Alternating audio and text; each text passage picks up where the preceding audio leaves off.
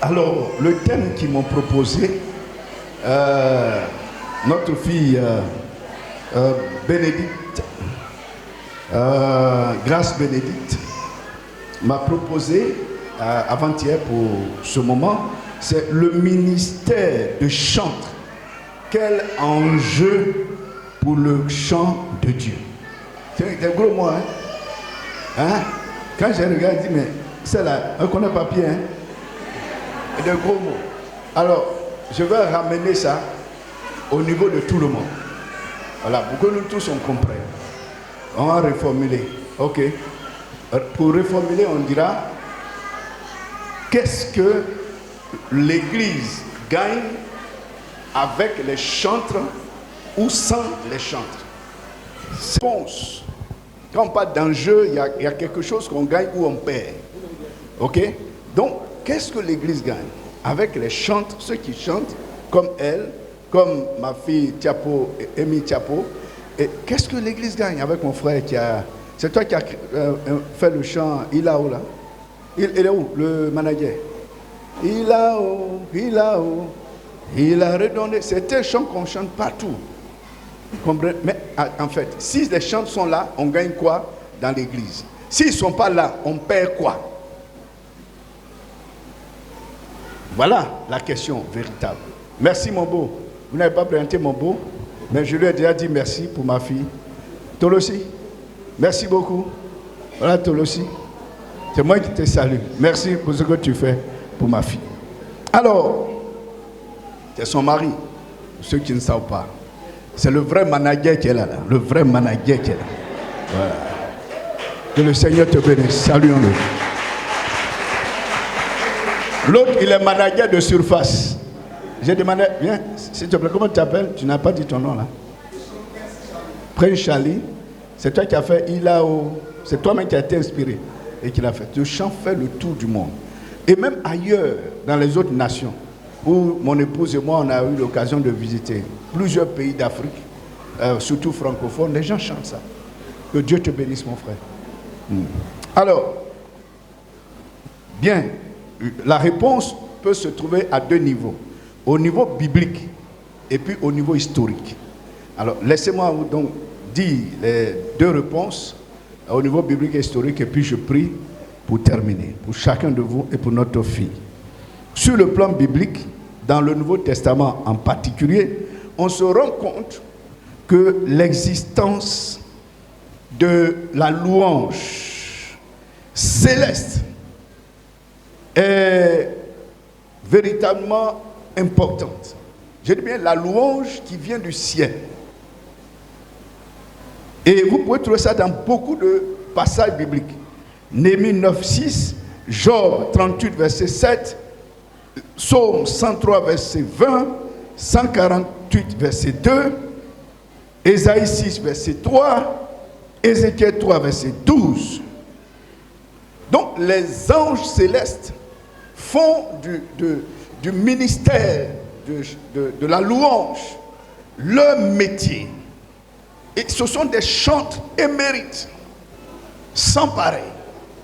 Et il y a aussi le fait que dans le futur, nous croyons que, comme la Bible le révèle dans l'Apocalypse, nous serons destinés, nous, Église du Seigneur, c'est-à-dire les enfants de Dieu rachetés qui vont aller au ciel, ceux qui ont été pardonnés de leurs péchés qui vont aller avec Jésus là.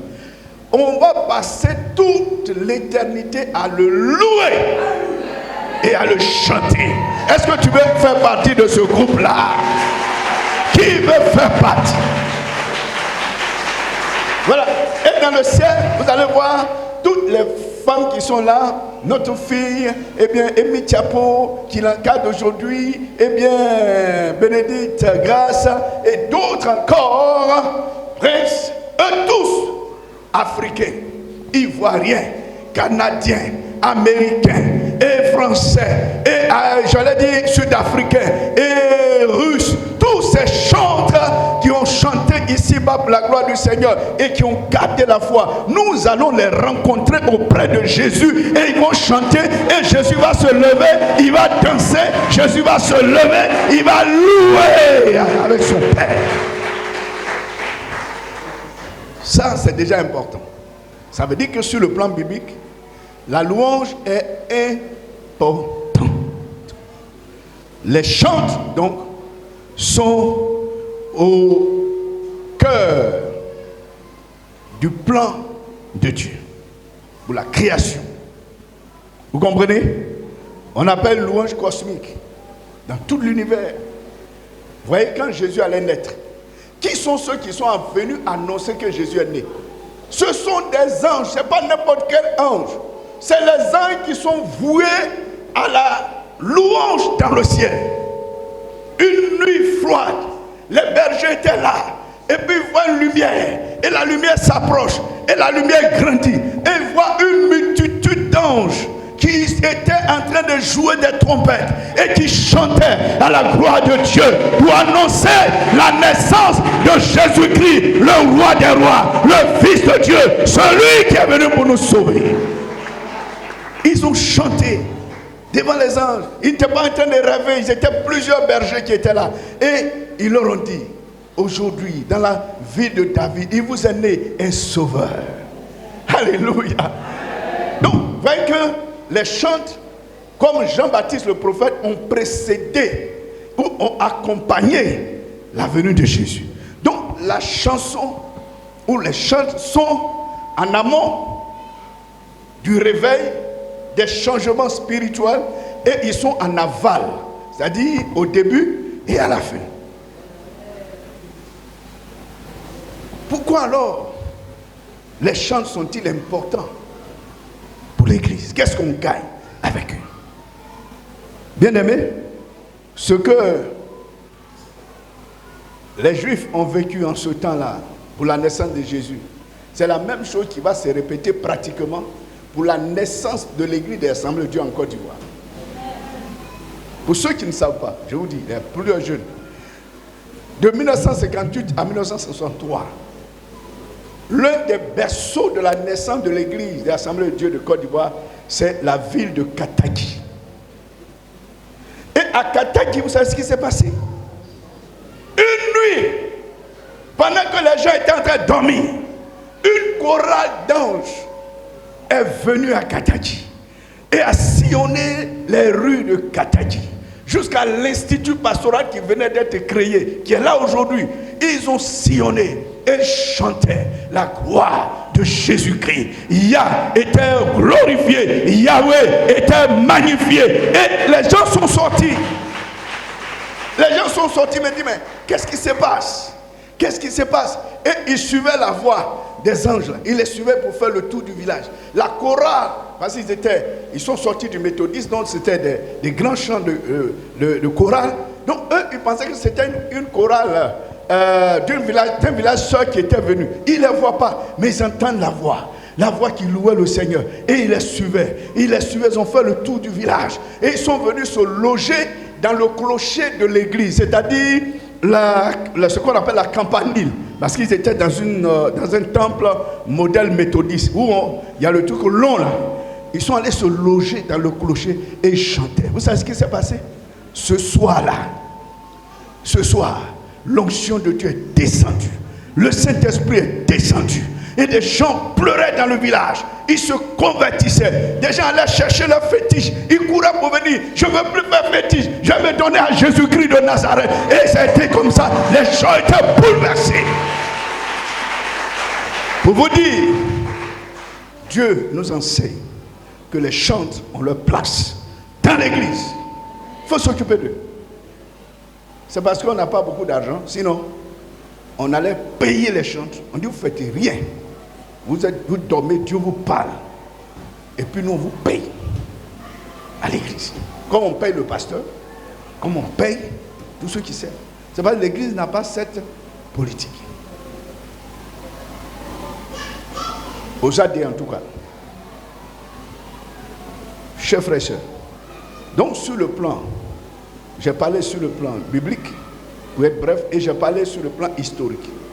sur le plan historique, laissez-moi vous dire encore que il y a des pasteurs américains de Kansas City, aux États-Unis, en 1994-2000, qui ont dit ceci: la musique chrétienne deviendrait un grand levier du réveil à venir.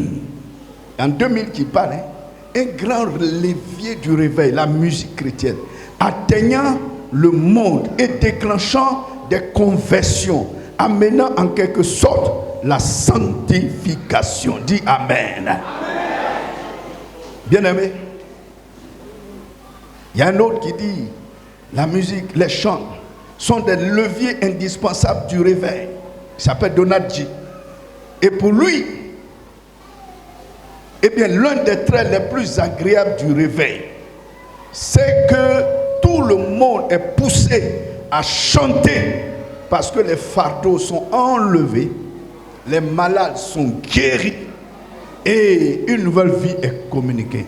Je prie que ce soit ainsi, que Dieu fasse de notre fille un instrument du réveil, pour que à travers elle des cœurs soient consolés, des vies soient guéries et délivrées. Parce que, eh bien, bien-aimés, les chants et leur place, c'est fondamental. Et le chant est une source d'inspiration prophétique pour délivrer de la condamnation de la mort précoce. L'histoire d'Élisée, 2 Rois 3, verset 15. Le chantre est un instrument de Dieu pour encourager son peuple à la victoire. 2 Chroniques 20, verset 14. Le chantre est au cœur de l'accomplissement du plan de rédemption divine pour le salut de tous les hommes. Bien-aimés, c'est pourquoi nous devons encourager les chants. C'est pourquoi je suis là, pour encourager notre fille.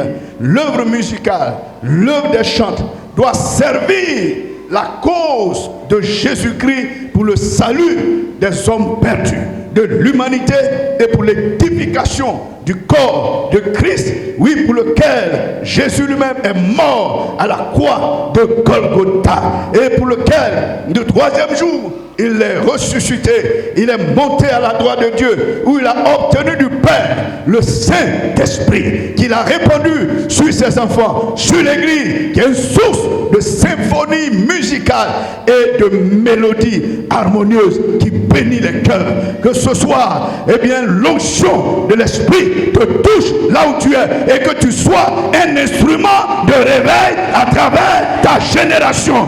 Au nom de Jésus, Amen. On peut se tenir debout. Je vais